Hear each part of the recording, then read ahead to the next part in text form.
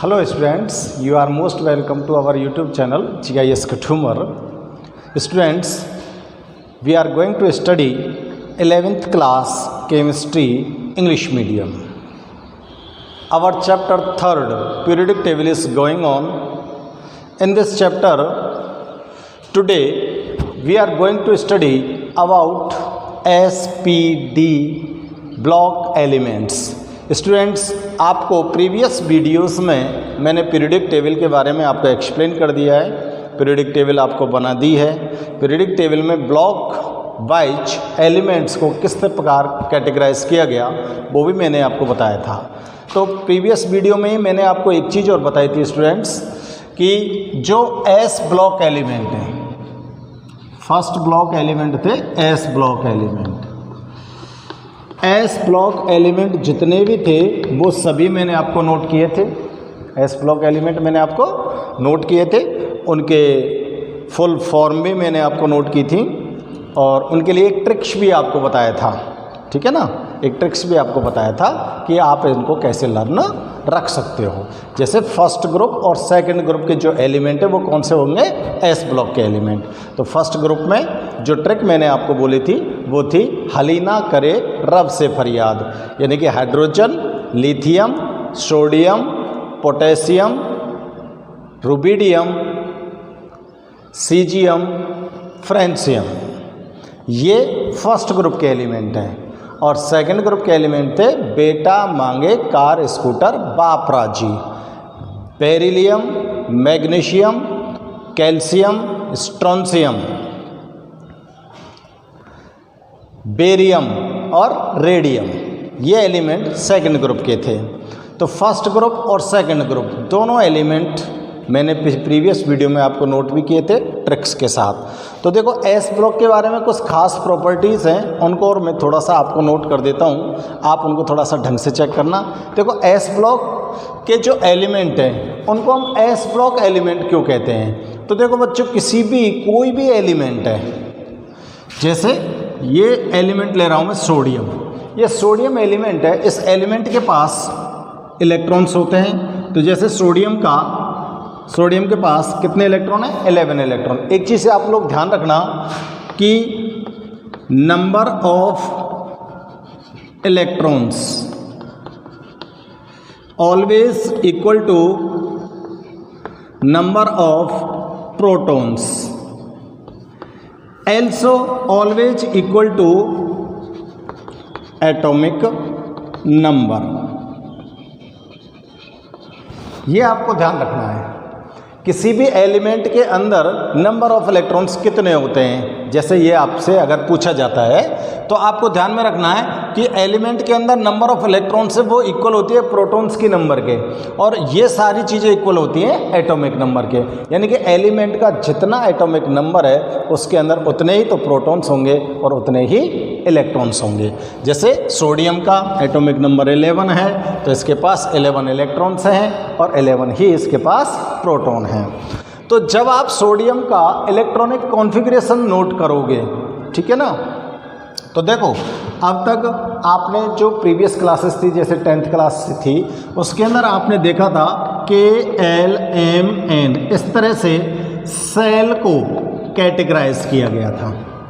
इस तरह से सेल बताए थे ना आपको कि कोई भी एटम होता है, एटम के अंदर एक न्यूक्लियस होता है, न्यूक्लियस पर पॉजिटिव चार्ज होता है, न्यूक्लियस के अराउंड इस तरह से जो सर्कुलर कार पाथ होते हैं उनको क्या बोलते हैं, हम सेल बोलते हैं। इनको क्या बोलते थे स्टूडेंट्स, हम सेल। और ये क्या होता था, न्यूक्लियस। तो ये एक एटम की स्ट्रक्चर हुआ करती थी। इस तरह से आपने स्टडी किया है प्रीवियस क्लास में, 10th क्लास में। तो आपको यहाँ तक की जानकारी है KLMN, इस तरह से सेल्स थी, और इन सेल्स के अंदर इलेक्ट्रॉन को फिल करने का एक फॉर्मूला भी था, वो था 2n², जो नील्स बोर और बरी साइंटिस्ट ने आपको प्रोवाइड कराया था। इस फॉर्मूले के अकॉर्डिंग हम इन सेल्स के अंदर इलेक्ट्रॉन्स को फिल करते हैं। ये n जो है नंबर ऑफ सेल्स है, और according to this formula K cell के अंदर 2 इलेक्ट्रॉन्स आते हैं, L सेल के अंदर 8 आते हैं, M के अंदर भी 8 आते हैं और इसके अंदर भी 18 आते हैं, ठीक है ना। इस तरह से हम इलेक्ट्रॉन्स को फिल किया करते थे। ये आपके पास इलेक्ट्रॉनिक कॉन्फ़िगरेशन था जो 10th क्लास तक आपको एक्सप्लेन किया गया था। लेकिन अब आप 11th क्लास की केमिस्ट्री पढ़े हो तो आपको थोड़ा सा हायर ऊपर उठकर देखना होगा। तो देखो स्टूडेंट्स, अब मैं आपको बताता हूँ कि एटम के अंदर इलेक्ट्रॉन्स कहाँ पर प्लेस्ड होते हैं, ठीक है ना। तो देखो सबसे पहले आप देखते हैं कोई भी एटम होगा, एटम के दो पार्ट होंगे, एक तो उसका न्यूक्लियस होगा, ठीक है ना, दूसरा उसके सेल होंगे। समझ गए? एटम के अंदर ये तो न्यूक्लियस होगा और दूसरा क्या होगा, सेल होंगे। न्यूक्लियस के अंदर तो कौन प्लेस्ड होते हैं, प्रोटॉन्स, ठीक है ना। प्रोटॉन को आप डिनोट करते हो P पॉजिटिव साइन से। और सेल के अंदर प्रेजेंट होते हैं स्टूडेंट्स सब सेल। सेल के अंदर कौन प्रेजेंट होते हैं, सब सेल। और आपके पास जो सब सेल हैं वो हैं SPDF, 4 सब सेल हैं, ठीक है। कितने सब सेल हैं, 4 सब सेल हैं। तो सेल तो कौन से हो गए, KLMNO जैसे जरूरत पड़े और आगे बढ़ जाएंगे, ये तो सेल हो गए। इन सेल के अंदर ये कौन हो गए, सब सेल। अब देखो सब सेल के अंदर क्या होते हैं, ऑर्बिटल्स। क्या होते हैं स्टूडेंट्स, ऑर्बिटल्स। सब सेल के अंदर कौन प्रेजेंट होते हैं, ऑर्बिटल्स प्रेजेंट होते हैं। और ऑर्बिटल्स के अंदर कौन प्रेजेंट रहेंगे, इलेक्ट्रॉन्स। तो आप सोचिए इलेक्ट्रॉन्स कहाँ पर प्लेस्ड होते हैं एक एटम के अंदर। अब तक आपने यहाँ पर देखा था लेकिन अब आपको यहाँ पर मिल रहे हैं, ठीक है ना। तो अंतर तो है ना। तो इस चीज़ को थोड़ा सा हमको ध्यान में रखना पड़ेगा। तो किसी भी एटम के अंदर जो इलेक्ट्रॉन्स प्रेजेंट होते हैं वो सब सेल के अंदर प्रेजेंट ऑर्बिटल्स में प्लेस्ड होते हैं, ठीक है ना।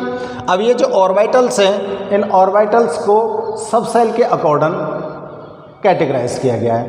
तो कौन सी सब सेल का ऑर्बिटल है, जैसे S सब सेल का कोई ऑर्बिटल है, P सब सेल का ऑर्बिटल है, D का है, F का है, कौन सी सब सेल का ऑर्बिटल है और उस ऑर्बिटल के अंदर इलेक्ट्रॉन है या नहीं है। तो इसके आधार पर on the basis of presence of electron in subcell these blocks are categorized। ये ब्लॉक जो हैं ये कैटेगराइज किए गए हैं पीरियोडिक टेबल के अंदर, ठीक है ना। तो एस ब्लॉक एलिमेंट को अगर मैं डिफाइन करना चाहूँ तो कैसे डेफिनेशन दूंगा, देखो दोस elements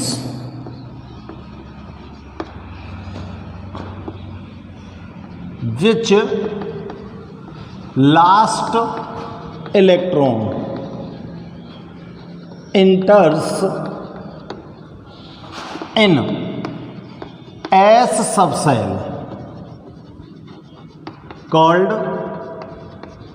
S block element।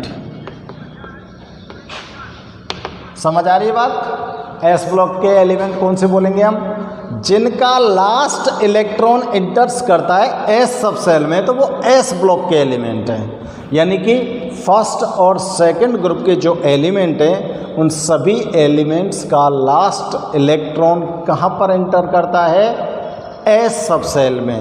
S सब सेल का कोई ऑर्बिटल है उसके अंदर वो इंटर करता है, इसलिए उन एलिमेंट्स को हम क्या बोलेंगे, एस ब्लॉक एलिमेंट।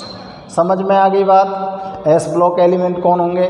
अब देखो ये कॉन्फ़िगरेशन वगैरह आपको मैं अगले चैप्टर जो है उसके अंदर अच्छी तरह से एक्सप्लेन कर देंगे, इसलिए आप लोग ये टेंशन मत लेना कि सर हमें कैसे पता लगेगा कि कौन इसका कॉन्फ़िगरेशन क्या है। जैसे कि देखो मैं आपको लिख के बताता हूँ सोडियम का, तो देखो 1s2 2s2 2p6 3s1, ये जो स्क्वायर की जगह पे लिखे हुए हैं नंबर ऑफ इलेक्ट्रॉन्स हैं, तो कितने हो गए देखो 2 और 2 4, 6 और 4 10 और 1 11 इलेक्ट्रॉन तो है इसके पास। 11 इलेक्ट्रॉन है, 11 इलेक्ट्रॉन को हमने ऑर्बिटल्स के अंदर क्या कर दिया, डिवाइड कर दिया। और डिवाइड करने के बाद हम चेक कर रहे हैं कि लास्ट का इलेक्ट्रॉन कौन से सब सेल में, एस में तो है। ये पी फिल हो गया कंप्लीट, एस सब सेल में चला गया, तो लास्ट का इलेक्ट्रॉन एस सब सेल में है, इसलिए ये सोडियम एस ब्लॉक का एलिमेंट है। ठीक है, इस तरह से हम ब्लॉक्स को कैटेगराइज करते हैं। तो देखो स्टूडेंट्स, आप ये बहुत ही छोटी छोटी चीज़ें हैं, लेकिन आपको ये अच्छे से ध्यान में रखनी है ठीक से। अगर इन सारी चीज़ों को हम ध्यान में रखते हैं तो हमको एलिमेंट्स को कैटेगराइज करने में कोई प्रॉब्लम नहीं होती है। अब देखो एस ब्लॉक एलिमेंट के जो क्या इलेक्ट्रॉनिक कॉन्फ़िगरेशन, जनरल कॉन्फ़िगरेशन क्या होता है? The general electronic configuration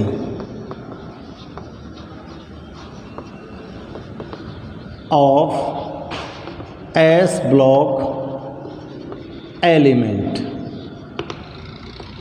general configuration of S block element. S block element का जनरल कॉन्फ़िगरेशन क्या होता है? तो देखो यहाँ पे लिख रहा हूँ मैं, for first group, first group का जनरल कॉन्फ़िगरेशन होगा NS1। फर्स्ट ग्रुप के जो एलिमेंट हैं उनका जनरल कॉन्फ़िगरेशन क्या होगा? NS1। And for second group, और सेकंड ग्रुप के जो एलिमेंट हैं उनके लिए क्या होगा? NS2। सेकंड ग्रुप के एलिमेंट का जो जनरल कॉन्फ़िगरेशन है वो क्या होगा? NS2। ठीक है, N मीन्स सबसेल, कौन से नंबर का ऑर्बिटल या सबसेल आएगा उसके हिसाब से यहाँ पर N का वैल्यू आ जाएगा। ये क्वांटम नंबर होती है, ये आपको और बताती जाएगी। ठीक है ना, तो ये चीज़ ध्यान रखनी है आपको। एस ब्लॉक एलिमेंट के जनरल कॉन्फ़िगरेशन कौन कौन से होते हैं? NS1 NS2। तो फर्स्ट ग्रुप के एलिमेंट का NS1 होता है, सेकंड ग्रुप के एलिमेंट का NS2 होता है। ठीक है ना, चलो आगे चेक करते हैं हम। These एलिमेंट्स, ये जो एस ब्लॉक के एलिमेंट होते हैं ये सब के सब क्या हैं? मेटल हैं। आर मोर रिएक्टिव, इनकी रिएक्टिविटी कैसी होती है? बहुत ज़्यादा। So their ionisation, so their ionization enthalpy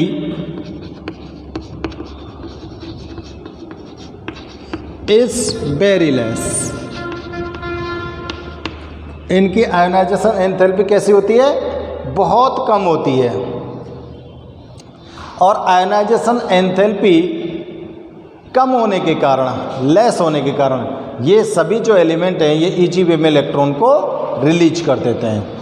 easy way में अगर ये इलेक्ट्रॉन को लूज कर देते हैं तो ये बहुत ही अच्छे मेटल माने जाते हैं। ठीक है ना,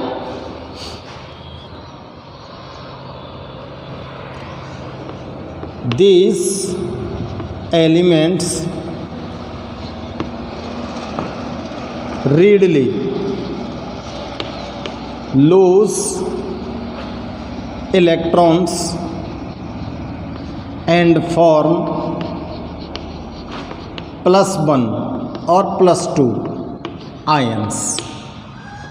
ये आराम से इजी वे में इलेक्ट्रॉन्स को रिलीज कर देते हैं। +1 यानी कि एक इलेक्ट्रॉन रिलीज किया गया तो +1 आयन बनाएगा, 2 इलेक्ट्रॉन रिलीज किए गए तो +2 आयन बनाएगा। ठीक है ना, +1 और +2 आयंस बनाते हैं। ठीक है, अब देखो these elements are not found in pure state in nature। ये एलिमेंट जो हैं फर्स्ट और सेकंड ग्रुप के, ये नेचर के अंदर प्योर स्टेट में नहीं पा सकते। ड्यू टू, उसका कारण क्या है? Due to highly reactivity, due to their highly reactivity.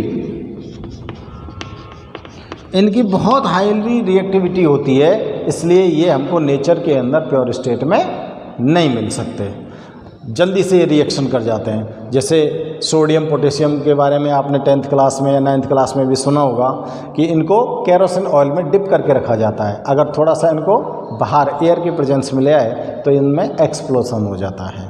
समझ आ गई बात? इसलिए इनको डिप करके रखा जाता है सोडियम के केरोसिन ऑयल के अंदर।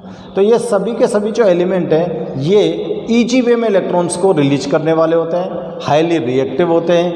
अब हाईली रिएक्टिव जो होते हैं वो सबसे ज़्यादा एक चीज़ और आप ध्यान रखना कि ये सभी एलिमेंट मेटल एलिमेंट हैं और सबसे अच्छे मेटल एलिमेंट हैं। अगर आपको ये पूछा जाए कि सबसे अच्छी मेटल कहाँ है तो आप फर्स्ट ग्रुप और सेकंड ग्रुप के एलिमेंट को बताएंगे कि भाई एस ब्लॉक के अंदर जितने भी एलिमेंट प्लेस्ड हैं वो बहुत ही अच्छे क्या है, मेटल एलिमेंट है। और अच्छे मेटल एलिमेंट क्यों माना जाएगा इनको? क्योंकि ये जो एलिमेंट ईजी वे में इलेक्ट्रॉन को रिलीज कर देता है वही तो अच्छा मेटल एलिमेंट हो सकता है। मेटल कौन होते हैं? जो इलेक्ट्रॉन रिलीज करके कैटायन बनाते हैं वही तो मेटल होते हैं। तो ये ईजी वे में इलेक्ट्रॉन्स को लूज कर देते हैं ऑटोमेटिकली, ठीक है ना। तो ये अच्छे मेटल हैं। और हाँ, एक चीज़ और ध्यान रखना, अगर साइज की बात करी जाएगी ना पीरियोडिक टेबल के अंदर कि किस एटम की साइज सबसे ज़्यादा है, तो यहाँ पर ध्यान रखना कि फर्स्ट ग्रुप और सेकंड ग्रुप के जो एलिमेंट हैं जिनको एस ब्लॉक एलिमेंट आप बोल रहे हो, तो फर्स्ट ग्रुप के एलिमेंट की साइज पूरी पीरियोडिक टेबल में अपने पीरियड्स के अंदर सबसे बड़ी होती है। इनकी साइज कैसी होती है? सबसे बड़ी होती है, ठीक है ना। तो ये हो गए स्टूडेंट्स एस ब्लॉक के एलिमेंट। एस ब्लॉक के एलिमेंट्स के बारे में मैंने आपको जनरल चीज़ें जो सारी नोट कर दी, तो प्रीवियस वीडियो में मैंने इनके सारे एलिमेंट्स को नोट कर दिया था। तो आप फटाफट से आप इनका एक स्क्रीनशॉट ले लीजिए और मैं दूसरा ब्लॉक लेता हूँ, ले लीजिए। अब देखो, अब हम चेक करते हैं students P block elements. P block के एलिमेंट्स कौन कौन से हो सकते हैं, ठीक है ना। तो पी ब्लॉक के अंदर आप पीरियोडिक टेबल को थोड़ा सा ध्यान कीजिए, पी ब्लॉक कहाँ से कहाँ प्लेस कर रहे थे। तो इसकी डेफिनेशन अगर मैं आपको लिखूं तो क्या लिखूंगा बताओ? Those elements which last electron enters in p subcell called p block element। p block element जिनका लास्ट इलेक्ट्रॉन किस में एंटर करता है? p सबसेल में। The general electronic configuration is NS2Np126। इनका जो जनरल कॉन्फ़िगरेशन होता है स्टूडेंट्स वो क्या होता है? NS2Np126। यानी कि 1 से लेकर 6 इलेक्ट्रॉन तक इसके अंदर हो सकते हैं, या NS2Np6 लिख सकते हैं हम, NS2Np6, और या NS2Np126। ये इनका जनरल कॉन्फ़िगरेशन होता है। यानी कि लास्ट इलेक्ट्रॉन किस में जाएगा? p सबसेल में, ठीक है ना। तो अब बताओ ये जो एलिमेंट है ये कहाँ पर प्लेस होते हैं? ये होते हैं those elements which belongs from 13 to 18th group in periodic table are P block element. ध्यान में आ रहा है? अपनी पीरियोडिक टेबल के अंदर आप चेक कर सकते हैं 13 to 18 ग्रुप के अंदर जो एलिमेंट प्रेजेंट हैं वो पी ब्लॉक एलिमेंट हैं, ठीक है ना। देखो पी ब्लॉक एलिमेंट का एक दूसरा नाम भी है। This elements also known as representative elements और रिप्रेजेंटेटिव एलिमेंट्स बोल सकते हैं, और क्या बोल सकते हैं इनको, और हम बोल सकते हैं मेन ग्रुप एलिमेंट और main group element, main group element भी बोल सकते हैं। तो ये इनका दूसरा नाम है, ये भी हमको ध्यान रखना है। रिप्रेजेंटेटिव एलिमेंट्स पीरियोडिक टेबल में कहाँ पर प्रेजेंट होते हैं, 13 to 18 ग्रुप में, यानी कि P block element also called representative elements. ठीक है ना, तो ये चीज़ें हमको ध्यान रखनी है।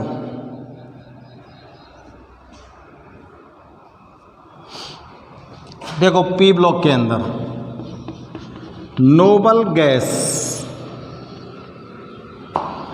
Also present in P block which have stable configuration,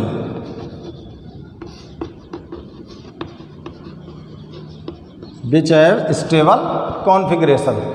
ठीक है ना, इलेक्ट्रॉनिक कॉन्फ़िगरेशन कैसा होता है, स्टेबल होता है, यानी कि इनका जो लास्ट सेल है ना, लास्ट सब सेल है, वो कंप्लीटली फिल्ड होता है, वो ना इलेक्ट्रॉन लेते हैं ना ही इलेक्ट्रॉन देते हैं। And also have lower reactivity, उनकी रिएक्टिविटी भी कैसी होती है, बहुत लोअर, यानी कि बहुत कम क्रियाशीलता होती है इन एलिमेंट्स की। ठीक है ना,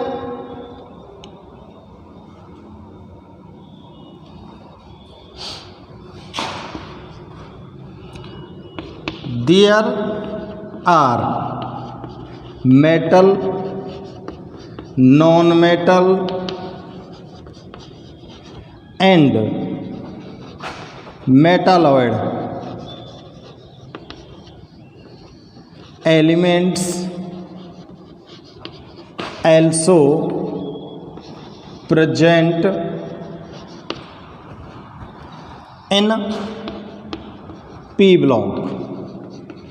पी ब्लॉक एक ऐसा ब्लॉक है जिसके अंदर मेटल एलिमेंट भी हैं, नॉन मेटल एलिमेंट भी हैं और मेटालॉइड एलिमेंट भी हैं। पूरी पीरियोडिक टेबल में अकेला पी ब्लॉक है ऐसा, ठीक है ना, जिसके पास ये सारे एलिमेंट प्रेजेंट हैं। और ये चीज़ मैं आपको पीरियोडिक टेबल का जब जनरल क्लासिफिकेशन में आपको बता रहा था तो, और जनरल उसकी कैरेक्टरिस्टिक्स मैंने आपको एक्सप्लेन की थी, उस टाइम पे भी मैंने बताया था। देखो ग्रुप 17 को हमने बोला था हेलोजन फैमिली, बोला था ना, और ग्रुप 16 को हमने बोला था चैल्कोजन फैमिली। ग्रुप 16 को क्या बोला था हमने, चैल्कोजन फैमिली। ये मैं आपको पहले बता चुका हूँ। और ये भी आप थोड़ा सा ध्यान रखेंगे क्योंकि ग्रुप 13 जो है वहाँ से एक जिगजैग लाइन नीचे की तरफ आती है, और उस जिगजैग लाइन के बारे में मैंने आपको एक्सप्लेन किया था कि जिगजैग लाइन के जो राइट साइड में है वहाँ पर मेटल है और लेफ़्ट साइड में है वो, सॉरी लेफ़्ट में तो मेटल है और राइट में क्या है, नॉन मेटल है। और जो जिगजैग लाइन है इस तरह की, उसके आसपास मेटालॉइड एलिमेंट प्रेजेंट है। ठीक है ना, तो ये पी ब्लॉक एलिमेंट्स के जो पी ब्लॉक है उसकी कुछ जनरल कैरेक्टरिस्टिक्स मैंने आपके सामने नोट किए हैं। अब मैं आपको पी ब्लॉक के एलिमेंट्स को नोट कर देता हूँ। ठीक है ना, पी ब्लॉक के जो एलिमेंट है उनको मैं आपको नोट कर देता हूँ ग्रुप वाइज। एक बार आप इन सभी जनरल कैरेक्टरिस्टिक्स को नोट कीजिए, चाहे स्क्रीनशॉट लीजिए। ओके, देखो पी ब्लॉक के एलिमेंट ग्रुप कौन कौन से बताओ, 13, 14, 15, 16, 17 और 18 को मैं थोड़ा सा ऊपर लिखूँगा, है ना, क्योंकि आपको पता है 18th ग्रुप में एक एलिमेंट ऐसा भी आता है हीलियम, जो किस ब्लॉक का है बताओ, एस ब्लॉक का। किस ब्लॉक का, एस ब्लॉक का। तो देखो 13 ग्रुप में बोरॉन, एल्यूमिनियम, इंडियम और थैलियम, ये एलिमेंट आएंगे। 14 में कार्बन, सिलिकॉन, जर्मेनियम।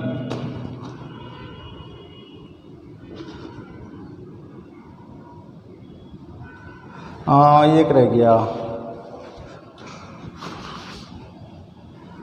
गैलियम रह गया, इंडियम और थैलियम। टिन और लेड। 15 के अंदर आएंगे नाइट्रोजन, फास्फोरस, आर्सेनिक, एस्बेस्टोस और बिस्मथ, एंटीमनी। इसको बोलते हैं हम antimony, antimony. Oxygen, sulphur, selenium,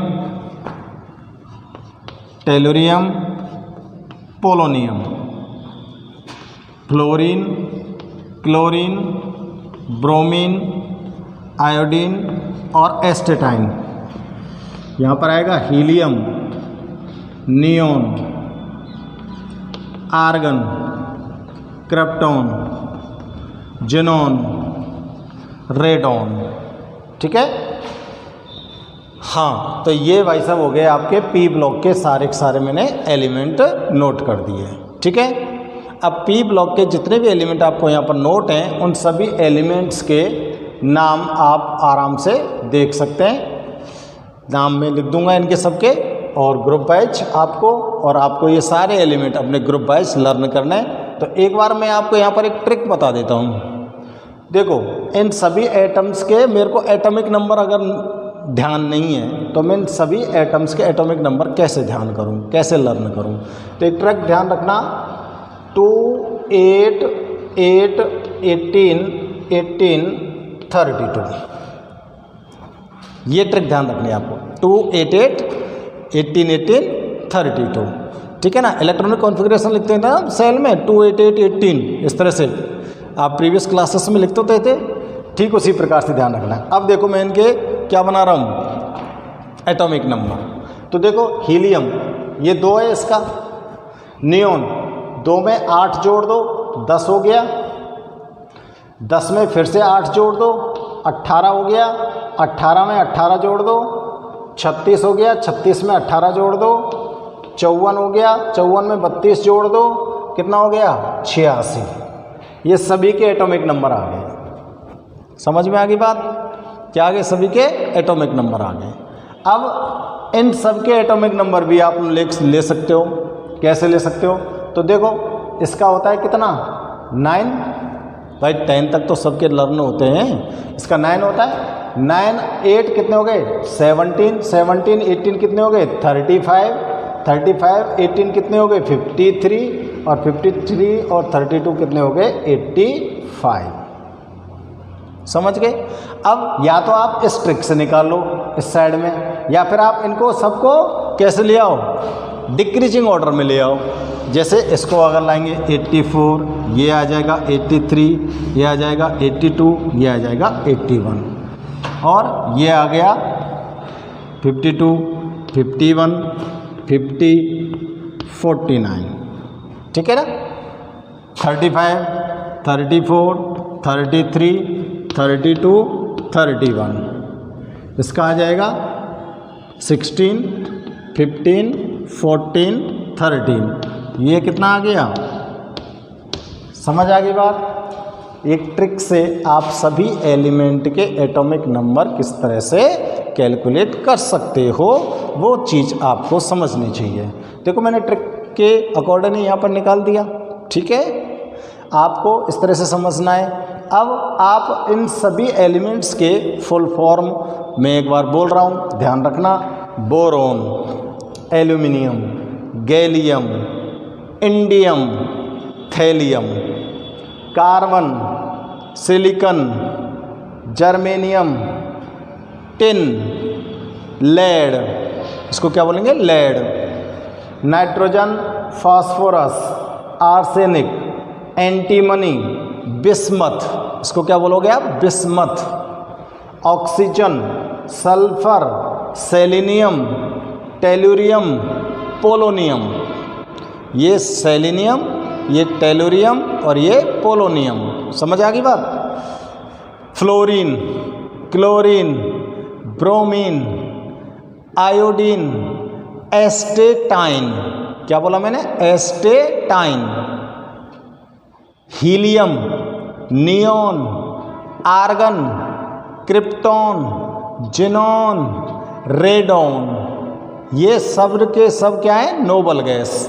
18th group के एलिमेंट जो हैं ये सब के सब क्या कहलाएंगे, नोबल गैस। ये सब नोबल गैस हैं जो कभी भी किसी के साथ कोई रिएक्शन शो नहीं करते हैं और इनका स्टेबल कॉन्फ़िगरेशन होता है, यानी कि इसका लास्ट जो सेल है वो कंप्लीटली फिल्ड होता है। ठीक है ना। अब देखो आप इनको एक ट्रिक के माध्यम से भी ध्यान में रख सकते हो। ग्रुप 13 की ट्रिक में बोल रहा हूँ, मेरी बात ध्यान से सुनेंगे। बैंगन, आलू, गाजर इन थैला, बैंगन, आलू, गाजर इन थैला, ध्यान रख सकते हैं। 14 ग्रुप के लिए कहे सीता जी, कहे सीता जी सुनो प्रभु, सीता जी कह रहे हैं प्रभु से। ये देखो नेपाल, पाकिस्तान, ऑस्ट्रेलिया सब भिखारी, नेपाल, पाकिस्तान, ऑस्ट्रेलिया सब के सब कैसे हैं, भिखारी हैं। ये देखना है ओल्ड स्टाइल से टीपो, हाँ ये समझ में आई होगी टीपने की बात, ओल्ड स्टाइल से टीपो। और इसके लिए देखो फिर कल बाहर आई आंटी, आंटी को कल बाहर आते हुए देखा था, फिर कल बाहर आई आंटी, इस तरह से ट्रिक रख सकते हैं इसकी। और इसकी ट्रिक रख सकते हैं हीना, नीना और करीना, हीना, नीना और करीना, करीना कपूर, करीना की जीरोक्स रानी, जीरोक्स माने हूबहू, जैसे करीना सुंदर है ठीक उसी प्रकार से रानी मुखर्जी सुंदर है। ठीक है ना। तो हीना, नीना और करीना की जीरोक्स कौन है, रानी। तो इस तरह से इनकी ट्रिक्स हम ध्यान में रख सकते हैं। ठीक है ना। तो एक ट्रिक के माध्यम से भी हम एलिमेंट्स को ध्यान में रख सकते हैं और इनके फुल फॉर्म में मैंने आपको सबको बोल दिए हैं। ओके स्टूडेंट्स, तो ये आपका पी ब्लॉक कंप्लीट होता है इस जगह पर। तो आगे हम पीरियोडिक टेबल में जो डी ब्लॉक है उसके बारे में डिस्कस करेंगे और फिर एफ ब्लॉक के बारे में डिस्कस करेंगे। टिल देन ओके, ठीक है स्टूडेंट्स, थैंक यू।